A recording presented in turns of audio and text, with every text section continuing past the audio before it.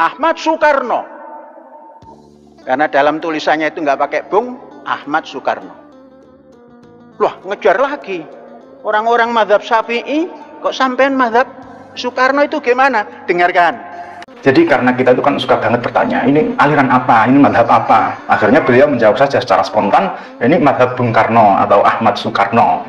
Karena kalau kita lihat track record beliau dari lembaga-lembaga yang pernah beliau singgahi, yang beliau pernah belajar di dalamnya, di lembaga-lembaga itu tidak diajarkan untuk terikat dengan satu madhab tertentu. Dan menurut alumni dari pesantren Az-Zaitun juga, dan perlu diingatkan lagi kembali kalau di Al-Zaitun itu universal. Jadi kita itu tidak bertumpu pada satu aliran atau satu organisasi. Jadi di sono itu kalau misalkan kita dari rumahnya penganut NU, kalau kita dari rumahnya penganut Muhammadiyah ingin mengamalkan itu di sana, ya terserah, silahkan, dipersilahkan, tidak akan diolok atau tidak akan diberhentikan. Kalau memang benar sesat, udah dari dulu diberhentiin, say.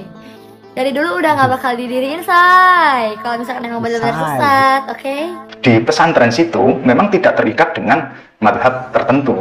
Jadi pastinya jawaban madhab Soekarno itu jawaban yang ya asal-asalan saja.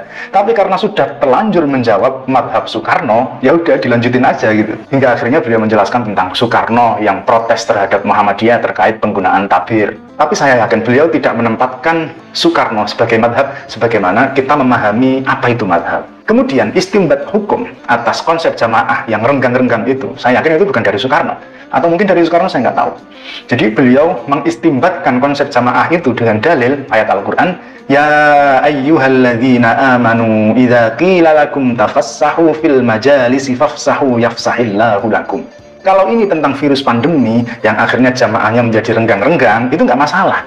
Tetapi kalau sudah menggunakan ayat ini sebagai pembelaan atas konsep jamaah yang aneh itu, ini bisa jadi penyesatan gitu. Oke, jadi memang majalis atau jamaah dari majelis dalam ayat ini, para mufasir berbeda pandangan. Ada yang berkata majelis di sini itu maksudnya ya majelis zikir secara umum. Ada juga yang berkata majelis di sini itu majelis ilmu. Ada juga yang berkata majelis di sini itu majelis peperangan. Dan ada juga memang yang berkata majelis di sini itu majelis sholat, lebih tepatnya sholat Jumat. Tapi bukan itu persoalannya, bukan tentang majelis itu apa. Tapi kata tafassahu, kalimat tafassahu itu maknanya apa dan tujuannya apa? Jadi apa makna tafassahu? Tafassahu itu artinya longgarkanlah, renggangkanlah. Tapi jangan berhenti di sini. Tujuannya apa? Disuruh melonggarkan, disuruh merenggangkan agar orang bisa masuk dalam barisan itu. Misalnya kayak gini. Jadi dalam satu baris itu berkapasitas 10 orang, muat untuk 10 orang.